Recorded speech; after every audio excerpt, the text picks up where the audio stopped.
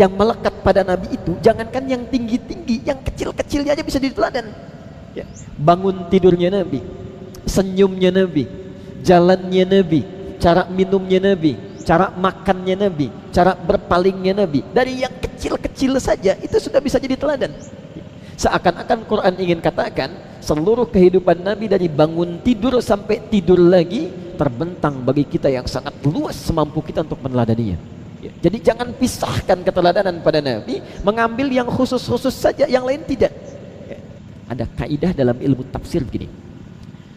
Kalau sesuatu disebutkan dalam bentuk khusus, spesifik, ya, di dalam Al-Quran atau di dalam hadis, maka kalimat yang khusus itu ingin menunjuk kekhususannya. Saya ulang ya, ingin menunjuk kekhususannya. Tapi kalau kalimatnya disebutkan dalam bentuk umum, tidak disebutkan spesifiknya, maka itu berbentuk keumumannya yang bebas kita untuk memilihnya. Nah, di Quran kata surga itu secara umum, itu secara spesifik oleh Allah dibagi ke dalam 4 bagian. Pelan-pelan.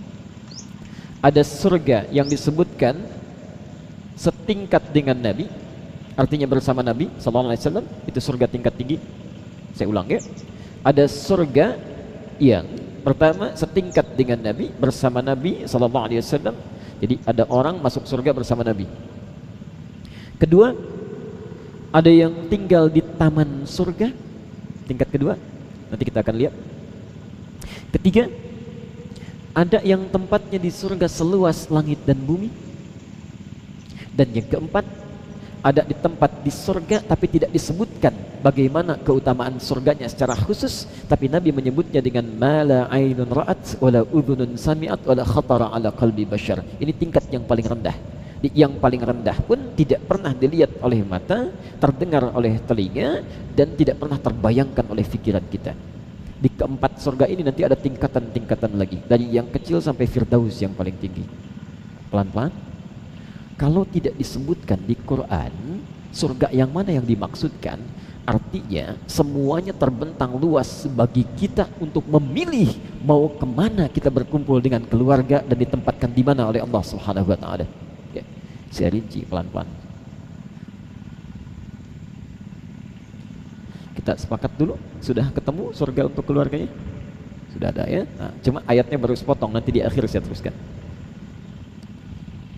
Jelas tidak disebutkan surganya. Surga di mana? Tidak. Berarti umum ya? Nah, kaidah tafsir menyebutkan kalau sesuatu umum disebutkan dalam Quran, berarti kita punya peluang untuk menentukan secara spesifik mana yang mau dituju. Surga pertama, saya sering istilahkan di kelas VVIP bersama Rasulullah sallallahu alaihi wasallam. Kedua, V-nya hilang satu, VIP, taman surga. Kita nanti ambil ayat-ayatnya. Ketiga, kelas bisnis dia turun sedikit lah. Eksekutif belakangan lah. Luas langit dan bumi. Keempat, kelas ekonomi masih biasa. Ini yang kemuliaannya tidak langsung dilukiskan oleh Quran, tapi indah. Pelan-pelan. Ini 4 gambarannya, nanti kita lihat dalilnya satu-satu. Jadi ketika Quran tidak menyebutkan surga yang mana, artinya kita punya pilihan.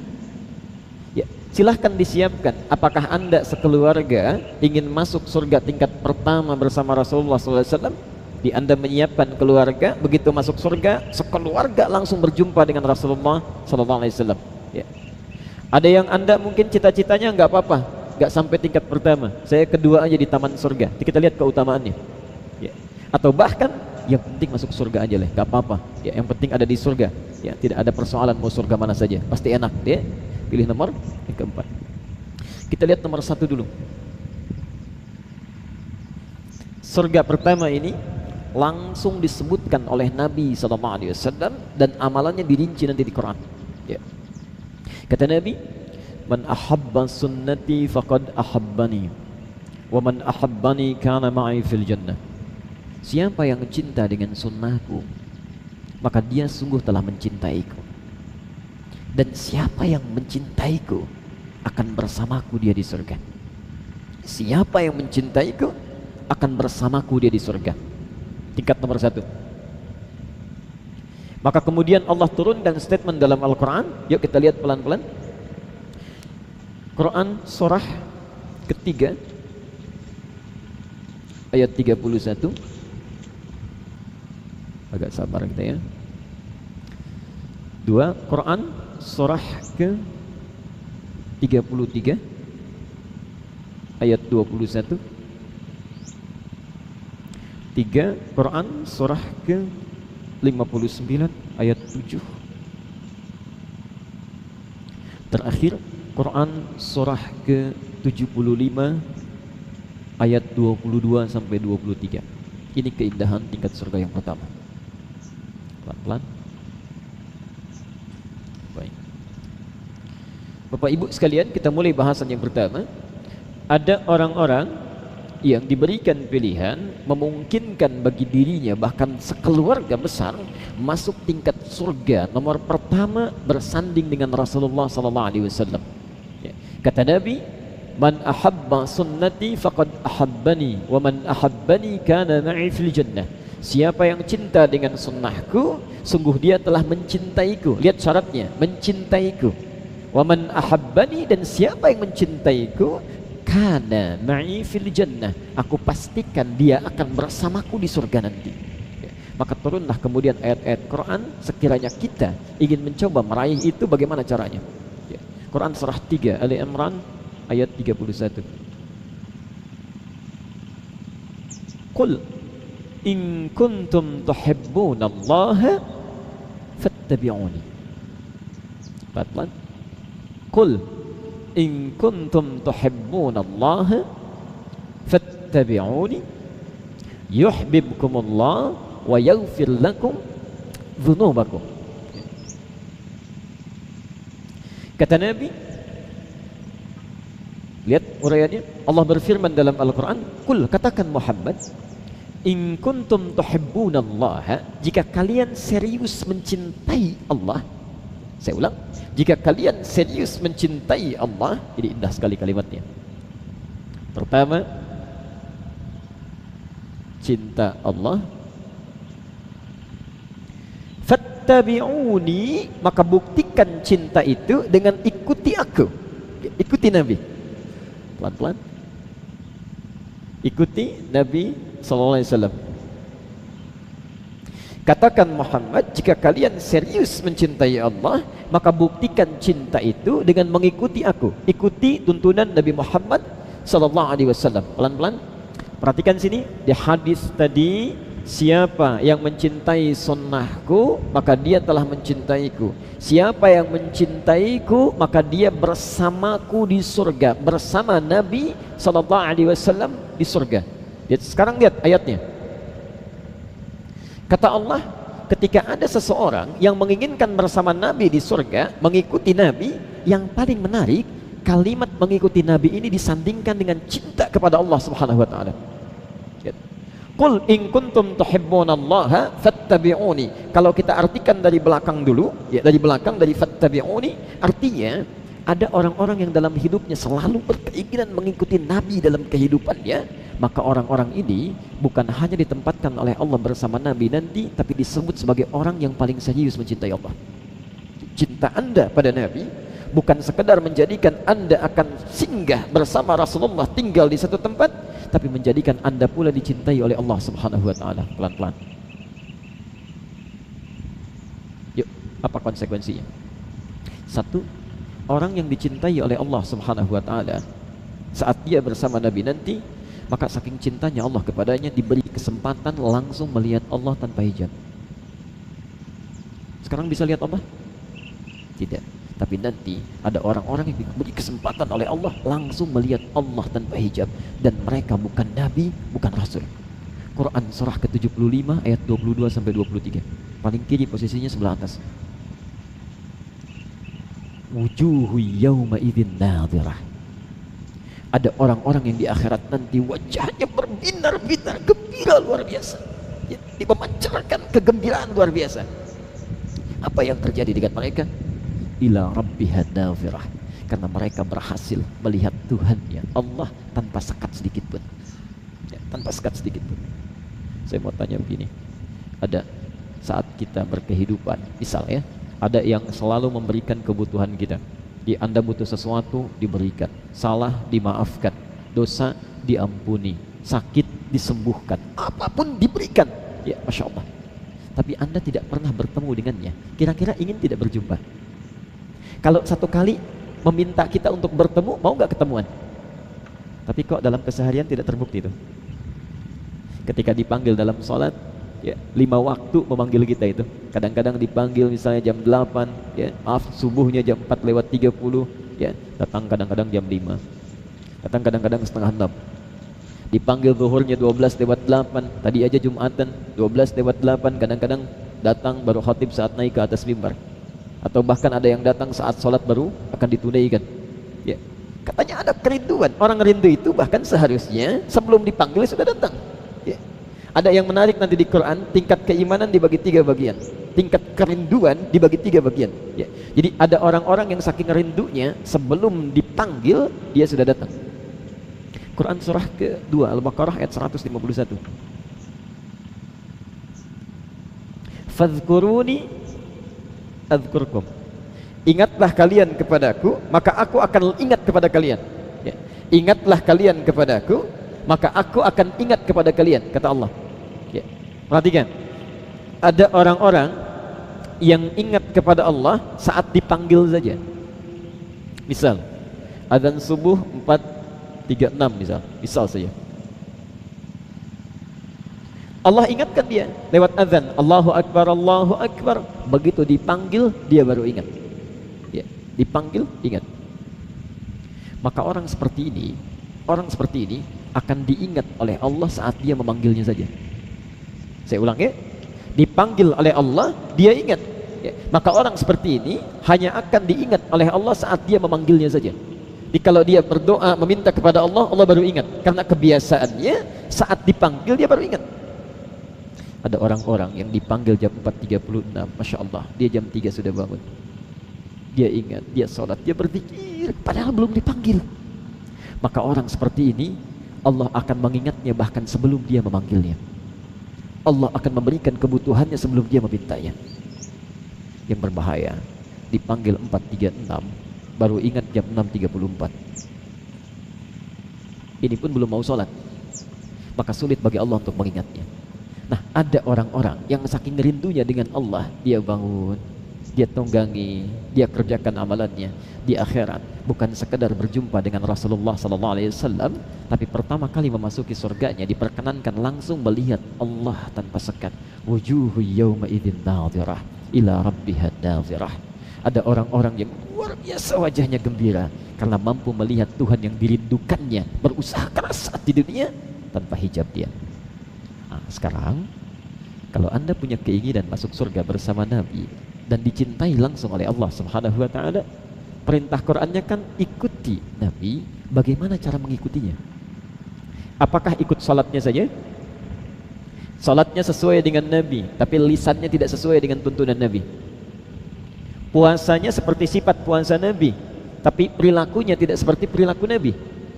Sekarang kita akan bertanya, bagaimana caranya supaya kami sekeluarga bisa masuk surga tingkat pertama ini, berjumpa dengan Nabi, melihat Allah tanpa sekat. Apa amalannya ya Allah? Kita tanya Quran dulu. Dijawab di Quran surah ke-59 ayat 7 itu. Lihat pelan-pelan. Kita runtutkan dulu ya. Mohon maaf kalau saya sedikit cepat, karena waktunya agak mepet ke Isya. Nanti saya lambatkan lagi ritmenya ya. Quran surah 59 Al-Hasyr ayat ke-7. Wa ma ataakumur rasulu fakhudhuhu wa ma nahakum anhu fantahu. Lihat rumusnya.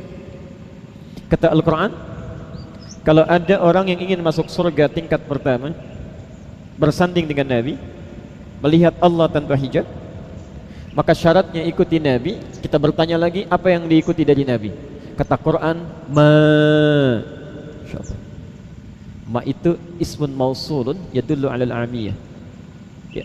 Kata yang menunjukkan pada satu keadaan tapi sifatnya luas, tanpa batas. Lawannya man. Man.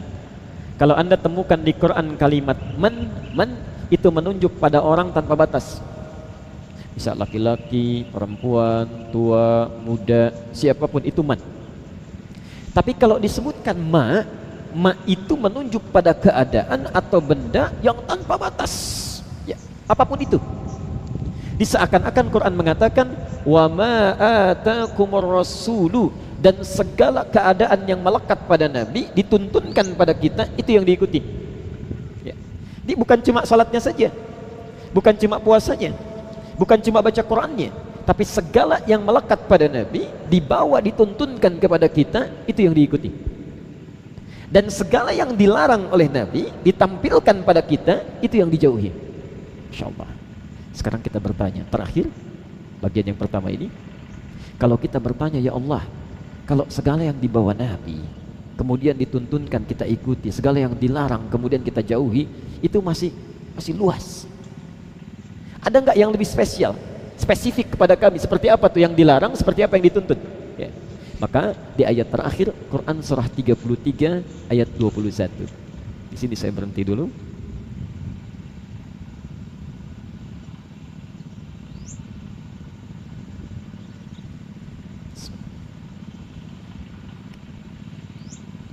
Yuk kita urutkan pelan-pelan. Sekeluarga ingin masuk surga, pilihan pertama bersama Nabi dan dicintai oleh Allah. Selain bisa tinggal dengan Nabi, bisa melihat Allah tanpa hijab. Caranya ikuti segala yang dibawa oleh Nabi.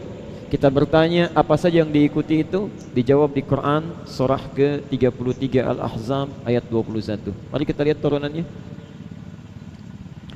Laqad kana lakum fi Rasulillahi uswatun hasanah. Saya tulis dulu ya.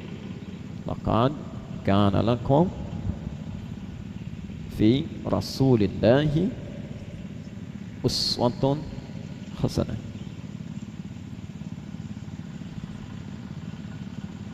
Lihat di Al-Hasyr ayat 7. Wa ma atakumur rasul, yang disebutkan rasul, ya. Dan segala yang dibawa oleh Nabi, oleh Rasul, ya. Kita bertanya, ya Allah, apa saja yang harus kami ikuti dari segala yang dibawa oleh Nabi itu? Ya. Maka dijawab di ayat yang lain, Rasul disebutkan lagi, laqad kana lakum, kamu tidak perlu bingung untuk menentukan. Kami sudah jadikan semua yang melekat pada kehidupan Rasulullah SAW ada keteladanan yang baik untuk kalian ikuti. Uswatun hasanah. Saya minta fokus ke sini. Ya. Di mushaf disebutnya apa? Dibacanya apa? Pelan-pelan, dibacanya apa ini? Saya naikkan ke atas. Ya. Saya agak lambatkan ritmenya. Baca. Tahu dari mana uswah? Kalau Anda main ke sebagian negara di Timur Tengah, mereka bacanya iswah. Baik. Riwayat Warash Qalun bacanya iswah. Di Libya dibaca iswah. Di Maroko iswah. Aljazair, ya, daerah-daerah Afrika Utara bacanya iswah. Jadi yang betul iswah atau uswah? Jadi mumpung bagian pertama di sini ya, kita bikin perjanjian. Kalau tidak tahu kita katakan wallahu alam, ya. Baik. Malaikat ditanya, mereka mengatakan qalu subhanaka la ilma lana illa ma 'allamtana. Sahabat ditanya, Allah wa rasuluhu alam. Ini ada orang, bukan malaikat, bukan sahabat, ditanya tahu semua. Baik. Yang betul uswah atau iswah? Allah. Baik. Bisa dibaca uswah. Itu mengambil riwayat Hafiz dari Asim, uswah. Ini bisa dibaca iswah, riwayat Qalun atau Warash dari Nafi', iswah. Sekarang perhatikan, kalau uswah harakatnya di atas atau di bawah? Di atas. Kalau atas itu tinggi atau rendah? Tinggi. Dalam bahasa Arab disebut rafa'. Kalau di bawah, rendah atau tinggi? Kecil atau besar? Kecil. Dalam bahasa Arab, rendah disebut dengan khafad, kecil, kasrah. Ya. Kasrah itu yang kecil-kecil, yang terpecah jadi kecil-kecil, rendah. Perhatikan, inilah hikmahnya kenapa ayat ini, kalimat ini bisa dibaca dengan dua riwayat. untuk menunjukkan pada kita, kalau Anda ingin teladani Nabi, Anda bebas meneladaninya dari yang paling kecil, yang paling sederhana sampai tingkat tinggi yang belum tentu bisa kita ikuti. Yang melekat pada Nabi itu jangankan yang tinggi-tinggi, yang kecil-kecilnya aja bisa diteladan. Ya. Bangun tidurnya Nabi, senyumnya Nabi, jalannya Nabi, cara minumnya Nabi, cara makannya Nabi, cara berpalingnya Nabi, dari yang kecil-kecil saja itu sudah bisa jadi teladan. Seakan-akan Quran ingin katakan seluruh kehidupan Nabi dari bangun tidur sampai tidur lagi terbentang bagi kita yang sangat luas semampu kita untuk meneladaninya. Jadi jangan pisahkan keteladanan pada Nabi, mengambil yang khusus-khusus saja, yang lain tidak. Jadi kalau Anda ingin mencoba punya harapan bersama Rasulullah di surga nanti satu tempat, maka mulai sekarang coba keluarkan tuntunan kehidupan Nabi dari bangun tidur sampai dengan tidur kembali. Coba kita cek. Bangun tidur baca doa apa? Alhamdulillahilladzi ahyana ba'dama amatana wa ilaihin. Tahu dari mana? Langsung baca doa atau ada hal tertentu dulu yang dilakukan? Abu Dawud nomor hadis 1367. Beda antara orang yang ingin mengikuti Nabi cara bangunnya dengan yang cuma bangun saja. Kalau Anda memilih surga level di bawah ini, bangun langsung alhamdulillahilladzi ahyana ba'dama amatana wa ilaihin nusyur. Tapi ketika Anda menginginkan bangun tidurnya seperti Nabi, sudah diatur. Kata Ibnu Abbas, perhatikan, Ibnu Abbas ini Pak menampilkan hadis ini setelah begadang semalaman ikut ke rumah Nabi untuk melihat bagaimana cara Nabi bangun dari tidur sampai menunaikan tahajudnya. Ibnu Abbas, dan usianya masih sekitar 45 tahun ya. Anak 45 tahun barangkali jam 8, jam 9 sudah tidur. Tapi ini sengaja ikut ke rumah bibinya Maimunah, izin menginap untuk tahu bagaimana kebiasaan Nabi bangun dari tidurnya sampai menunaikan tahajudnya. Ternyata kata beliau, itu Rasulullah SAW bangun itu duduk dulu, kemudian mengusap bekas ngantuknya. Setelah itu baru membaca alhamdulillahilladzi ahyana ba'dama amatana wa ilaihin nusyur. Belum selesai. Yang keempat, membaca 10 ayat terakhir di surah Ali Imran. 10 ayat terakhir surah Ali Imran. Sunnah yang pertama ya. Masya Allah, saya yakin yang sampai 3 itu sudah bisa ya. Tinggal yang keempat itu sedikit lagi bersama Nabi, itu sedikit lagi ya. Nah, cuma sedikitnya di akhirat itu nggak tahu sampai mana itu ya. Baik, tuliskan dulu ya. Jadi kalau Anda menginginkan bersama Nabi, jangan dipisah-pisah. Sholatnya bagus seperti Nabi, tapi lisannya tidak seperti Nabi. Nabi itu Masya Allah orang yang tidak pernah menyakiti orang lain ya, tidak pernah mencela orang, tidak pernah menghina orang. Adapun orang yang jahil kepada beliau doakan bagaimana mendapatkan kemuliaan dari Allah Subhanahu wa taala ya. Ada sementara mengatakan saya ingin ikut sunnah Nabi, sholatnya bagus, puasanya bagus, tapi lisannya tajam, perilakunya tidak baik. Itu belum sampai. Maka jangan pisahkan. Jangan pisahkan. Anda bisa tidak bayangkan, Nabi, Rasul dijamin masuk surga, bebas dari kesalahan, tingkat surga paling tinggi, langsung melihat Allah Subhanahu wa taala tanpa sekat. Tapi dengan segala predikat yang melekat padanya, orang jadi orang yang paling lembut, orang yang paling sayang, orang paling pengasih. Ada orang bukan Nabi, bukan Rasul, surga belum jelas, amalan masih berantakan, hisab masih menegangkan, Allah ya, kata-katanya tidak teratur, salatnya masih mau tidak dan sebagainya. Tapi kalau ditanya, cita-citanya tinggi. Ingin masuk surga? Ingin. Surga mana? Firdaus bersama Nabi SAW. Di mana amalannya? Baik. Jadi kesimpulan pertama, jika Anda memiliki cita-cita ingin tinggal bersama Rasulullah SAW satu keluarga, maka mulailah tunggangi ayat ini, keluarkan kebiasaan-kebiasaan Nabi dalam kehidupannya. Maaf Pak Ibu, harus bisa punya waktu. Cobalah dalam sebulan keluarkan. Misal bulan ini kita belajar satu keluarga cara bangunnya Nabi. Lu ajarkan. Kalau Anda ingin soleh sendirian, silahkan. Tapi kalau berpisah di akhirat, jangan menangis. Ya. Kalau Anda berharap ingin satu keluarga masuk surga, ayo lakukan. Ajarkan istrinya, ajarkan anaknya, bangunkan keluarganya. Ayo mulai. Ya. Bagaimana cara bangunnya, cara makannya, cara senyumnya, cara berpalingnya. Ya. Dari mulai yang kecil-kecil dan terus naik sampai tingkat yang paling tinggi. Contoh, Nabi punya kebiasaan tahajud. Nabi Rasul dengan segala kemuliaannya masih mau menunaikan ibadah sunnah tahajud.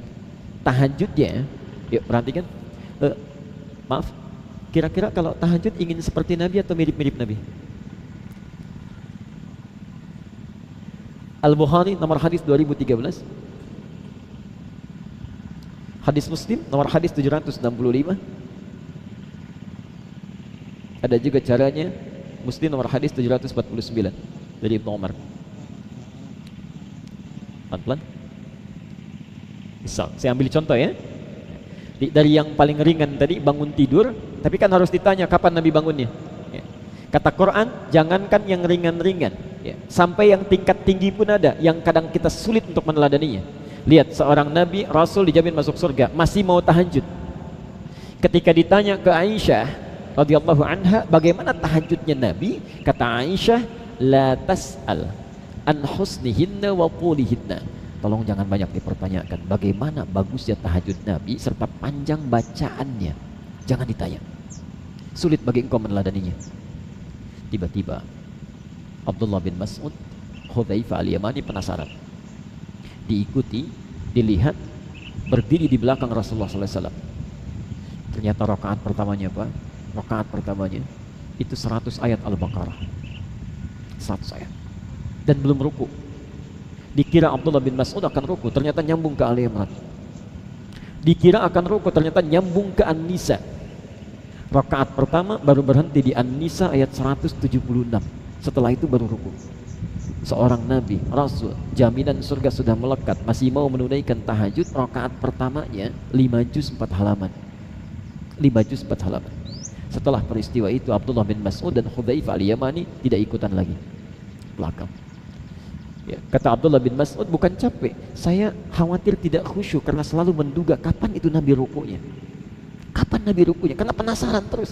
Ya, makanya wajar kata Aisyah saat beliau itu terkena tangan dengan kakinya Nabi, ya, kemudian terbangun melihat kakinya bengkak itu belum selesai tahajudnya. Rakaat pertama 5 juz 4 halaman. Yang mesti Anda tanyakan seorang Nabi, Rasul, surga sudah ada jaminannya. Jangankan yang sholat fardu, sholat sunnah pun dikerjakan juga sampai bengkak kakinya. Ini ada orang surganya belum jelas, ya, hisab masih menegangkan. Jangankan yang sunnah, yang fardu saja masih terlambat, ya. Tapi yang paling menarik, kalau Anda ingin mencoba mengikuti Nabi, silahkan. Amalannya sangat dibentangkan dalam kehidupan, dari yang paling sederhana sampai yang paling tinggi. Nah, sekarang pilihannya, teruskan dulu ayatnya di Quran surah At-Tur ayat 21 itu. Lihat ujung ayatnya. Wa ma alatnahum min amalihim min syai'. Di sini saya akan berhenti dulu. Dan kami tidak akan sia-siakan kalau ada anggota keluarga saling bekerja sama untuk mewujudkan pertemuan mereka di surga itu. Ada isyarat di Quran. Kalau Anda ingin satu keluarga masuk surga bersama dengan Nabi, maka kata Quran, Anda harus kerjasama. Ya. Jangan cuma seorang saja mengerjakan itu, yang lain tidak diingatkan. Ya. Maka ketika Anda dapat informasi, Nabi bangun tidurnya, duduk dulu, mengusap bekas gantuknya, baca doa, 10 ayat surah Ali Imran yang terakhirnya, maka tebarkan itu pada saudara, pada kerabat, pada orang-orang yang berharap berkumpul bersama Nabi SAW. Ya. Tapi kullum bi'im bima kasabarahin. Kata Allah, itu pilihan. Silahkan. Kalau Anda, maaf, punya keinginan mewujudkannya, silahkan. Tapi kalau Anda pun ingin masing-masing, resikonya silahkan tanggung di akhirat nanti. Yang mau saya sampaikan, saya tutup dulu sebentar karena adzan akan berkumandang. Sahabat Nabi saja untuk mengejar pertemuan dengan Nabi ini, investasinya luar biasa, Pak. Saya beri contoh. Abbas, paman Nabi, ya, punya anak kedua laki-laki namanya Abdullah. Anak pertamanya Fudail. Abbas itu pebisnis, pengusaha, sibuknya luar biasa. Tapi saking inginnya berjumpa kembali dengan Nabi, satu tempat, keluarga di dunia, keluarga di akhirat. Apa yang dilakukan? Dalam kesibukan bisnisnya masih mencari peluang untuk mengikuti ta'lim Nabi. Tapi yang hebat, saat tak mampu mengikuti ta'lim Nabi karena kesibukannya, maka anaknya akan diinvestasikan untuk mendengar ceramah-ceramah Nabi SAW, hadis-hadis Nabi SAW. Maka ketika lahir anak keduanya Abdullah, langsung disimpan di majlis Nabi dalam keadaan masih merangkaknya, masih jalannya. Saat Abbas tak bisa ikut ta'lim Nabi, beliau titipkan anaknya. Boleh bapak gak bisa, anak harus dapat. Apa yang terjadi? Saat Rasulullah wafat, usia anak itu masih 13 tahun, bapaknya hafal 200 hadis, anaknya hafal 2000 hadis. Umar bin Khattab dalam kesibukannya melihat Abbas ketika Nabi pindah ke Madinah, ya, maka beliau melihat perilaku Abbas ini, langsung membuat rumah di depan kamarnya Nabi SAW. Dan persis di depan rumah Nabi ini dibuat kamar untuk anaknya Abdullah lagi, Abdullah bin Umar. Diberikan jendela yang langsung menghadap ke rumah Nabi SAW. Lihat visinya. Kalau Abbas anaknya nunggu di tempat taklim Nabi, anak saya akan mengintip-ngintip Nabi sejak keluar dari rumahnya. Ya. Di Abbas punya anak, nunggu di tempat taklim Nabi, anak saya akan melihat Nabi sejak keluar dari rumahnya. Karena itu nanti Ibnu Umar lebih banyak meriwayatkan hadis dibandingkan dengan Abbas, Abdullah bin Abbas. Yang hebat ibu perempuan, namanya Malikah. Malikah, single parent, punya anak namanya Anas. Di sini kita tutup. Anak Abbas nunggu di tempat taklim Nabi. Anak Umar untuk ngintip-ngintip ke rumah Nabi. Anak saya harus masuk ke rumah Nabi. Anak saya mesti masuk ke rumah Nabi. Maka digenggamlah tangannya yang berumur 10 tahun itu, dibawa ke rumah Nabi, disampaikan pada Rasulullah. Kita tutup. Ya Rasulullah, ini ada anak yang sangat cekatan, mohon terima menjadi pembantu Anda. Seorang ibu membawa anaknya, dimintakan menjadi pembantu Nabi SAW. Bagaimana kisahnya, bagaimana perjuangan mereka, dan bagaimana upaya mereka bahkan setelah Nabi wafat, kita akan lihat setelah menunaikan salat Isya berjamaah. Assalamualaikum warahmatullahi wabarakatuh. Alhamdulillah, wassalatu wassalamu ala rasulillah, wa ba'du. Bapak ibu sekalian, saudara-saudariku, kita mencoba melanjutkan kembali bahasan kita tentang bagaimana menyiapkan keluarga besar supaya bisa masuk ke dalam surga dengan pilihan-pilihan yang telah ditampilkan dalam Al-Quran Al-Karim. Baik, kita telah bahas pilihan pertama dalam Al-Quran. Jika Anda menginginkan sekeluarga masuk surga, maka kata Quran, perjelas dulu visinya, mau surga yang mana. Lu mulai dari situ turunkan amalannya, tunggangi itu dan siapkan sesuai dengan harapan dan keinginan kita. Pertama, surga bersama Nabi SAW dengan predikat yang dicintai oleh Allah. Ya, konsekuensinya dari itu semua kita diminta beramal soleh yang akan melahirkan sesuatu yang sangat luar biasa sebagai balasannya. Karena Allah cinta dengan orang ini, di Quran surah 75 ayat 22 sampai 23, dia diperkenankan bisa melihat Allah tanpa hijab sampai wajahnya berbinar gembira luar biasa. Ya. Kemudian dia tinggal bersama Rasulullah SAW dan abadi, tidak dipisahkan dalam kehidupan surganya. Ya. Yang paling luar biasa, jika Anda menginginkan ini semua, maka kata Quran, siapkan amalan-amalannya dengan berjamaah, satu keluarga, dengan cara mengikuti kehidupan Nabi SAW tanpa tidak dipisahkan sedikit pun.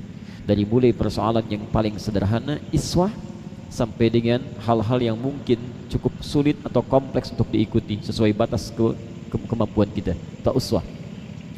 Baik, saya tadi berhenti pada pembahasan sahabat saja yang tinggal semasa dengan Nabi SAW begitu serius yang menyiapkan keluarga mereka untuk tinggal dengan Nabi. Maka bagaimana dengan kita yang bukan sahabat, belum pernah berjumpa dengan Nabi? Lihat cara berpikirnya.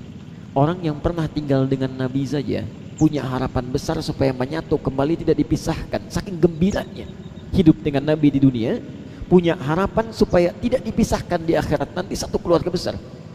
Maka seharusnya orang yang tidak pernah berjumpa dengan Nabi harus punya keinginan lebih dibanding mereka.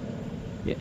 Karena itu tadi saya sampaikan, sahabat-sahabat yang punya keturunan, punya anak-anak, punya keluarga besar, diinvestasikan oleh mereka supaya mendapatkan kelebihan sebagai bekal pulang nanti untuk berjumpa dengan Nabi.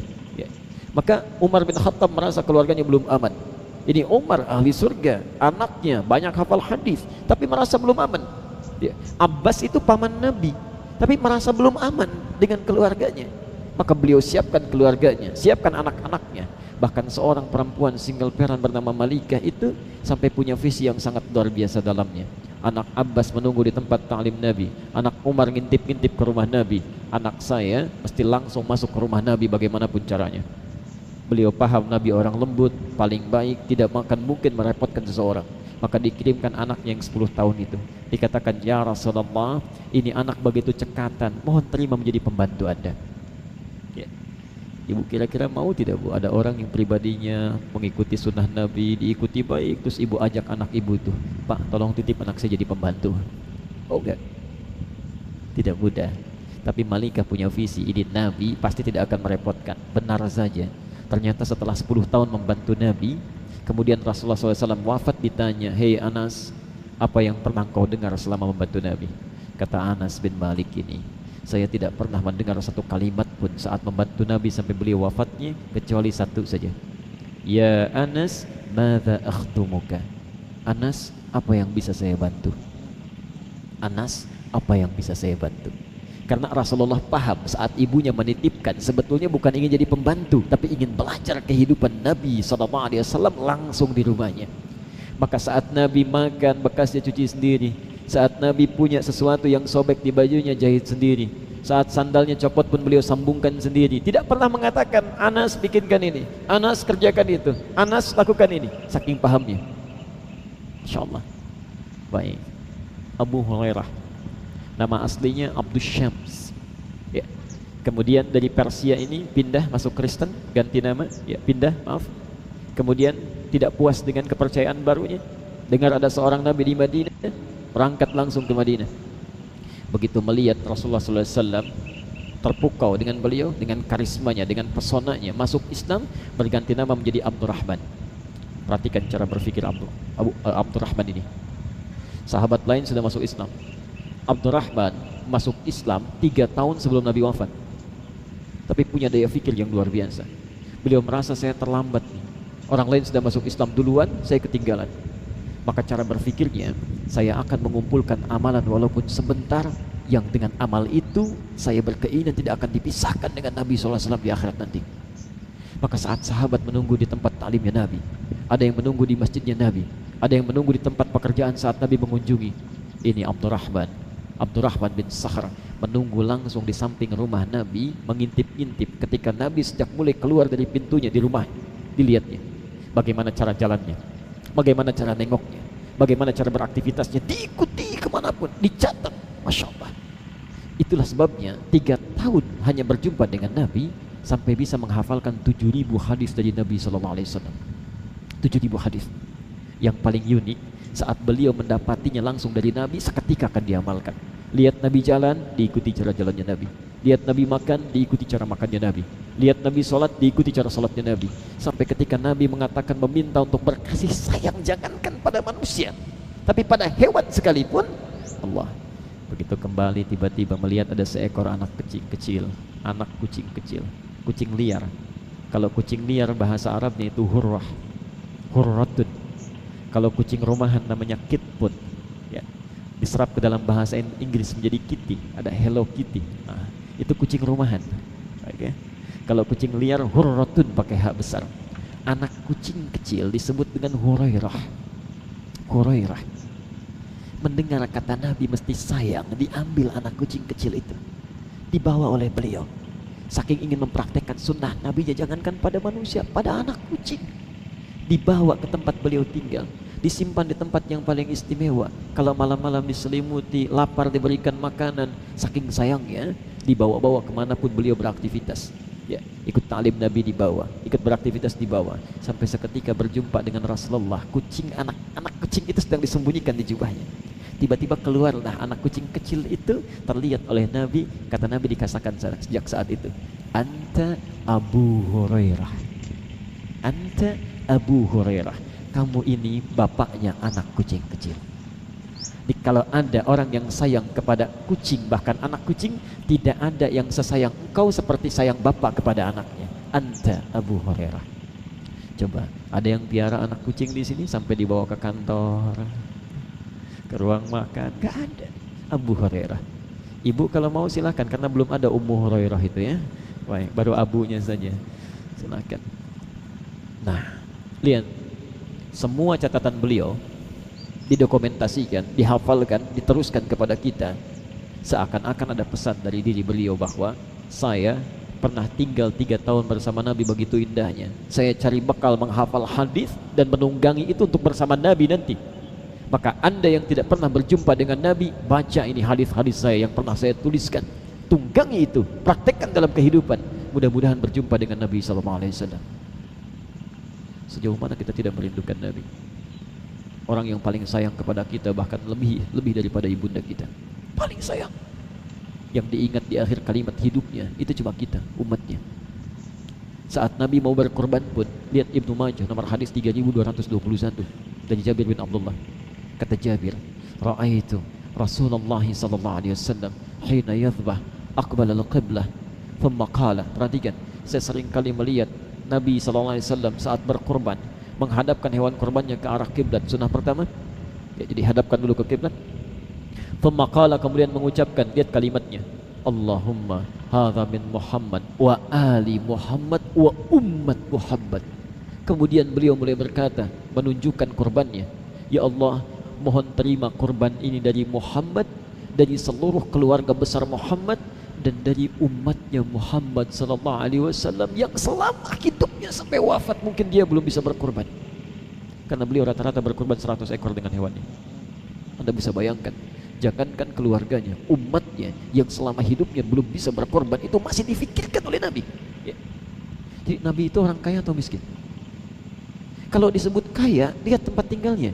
Kata Aisyah, saya bangun, tiba-tiba tangan saya terkena kaki Nabi, saya bangun, saya lihat Nabi SAW dalam keadaan sedang menunaikan salat. Ya, kakinya sampai bengkak-bengkak. Sampai ketika beliau salam dengan terseduh-seduh bertanya, ya Rasulullah lima hakata. Ya. Alam takun madmunan, alam takun ma'suman. Rasulullah, kenapa mesti sampai begini menunaikan ibadah sunnah sampai kaki anda bengkak? Bukankah anda dijamin masuk surga? Dijamin masuk surga, kata Aisyah. Bukankah anda dijaga dari kesalahan? Kata Nabi, fala akunu abdan syakura. Apa enggak boleh aku menjadi hamba yang bersyukur kepada Allah dengan semua jaminan kebaikan itu? Apa enggak boleh aku bersyukur? Saya mau tanya, bisa enggak terbayang seorang istri sedang tidur, ketika bergerak tangannya terkena kaki suaminya? Ingat, kaki suaminya. Tandanya apa? Bukan cuma sempit. RS 7 sampai 8. Ruangannya sangat sempit sekali sehingga selonjoran saja susah. Selonjoran saja itu terkena kaki suaminya. Dan tidak mungkin tangan terkena kaki kalau tidak tidurnya tanpa alas. Ya, kalau pakai kasur seperti sekarang, kenanya pahanya, kenanya pinggangnya. Ini terkena kaki, Anda bayangkan. Artinya alasnya begitu sederhana, ruangannya begitu sempit, Masya Allah, tapi masih bisa berkurban dengan 100 ekor. Jadi sebetulnya Nabi itu kaya atau miskin? Yang bilang kaya angkat tangan. Yang bilang miskin? Ternyata keduanya benar. Beliau kaya dalam urusan akhiratnya, tapi menjadi orang yang sangat miskin dalam urusan dunianya. Allahu Akbar. Nabi berkorban 100 ekor masih memikirkan umatnya tanpa mengambil bagiannya. Ada sementara yang mengaku umatnya baru korban 1 ekor sudah berebut pahanya, berebut kepalanya. Kadang-kadang ada yang korban kambing minta bagian sapinya. Malu sama Nabi. Saya kira ada sesuatu yang harus kita benahi, ya. Itu pilihan pertama, silahkan. Jadi pulang dari sini, cara berpikirnya begini, sahabat saja yang berjumpa dengan Nabi masih merindukan bertemu Nabi, mereka siapkan. Masa kita yang belum pernah ketemu, di mimpi aja belum pernah, masa nggak punya cita-cita itu dia? Baik, jelas sampai sini?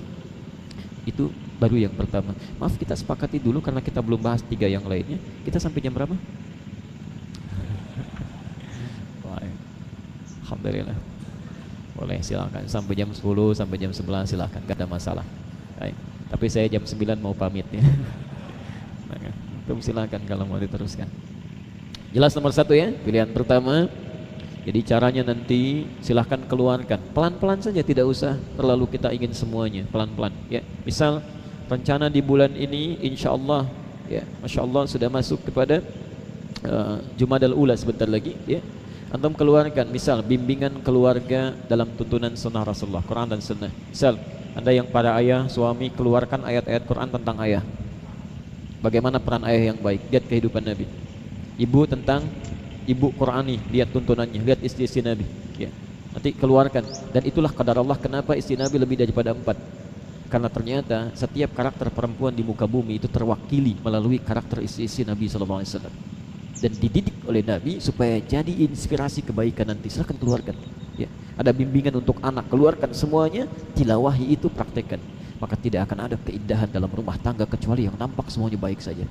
Tidak percaya silahkan ya, keluarkan pelan-pelan. Besoknya misal cara berkehidupan Nabi, cara kerjanya Nabi. Alhamdulillah kalau diwafatkan saat sedang meneladaninya, maka insya Allah mudah-mudahan Allah kabulkan kita bisa bersama Nabi SAW.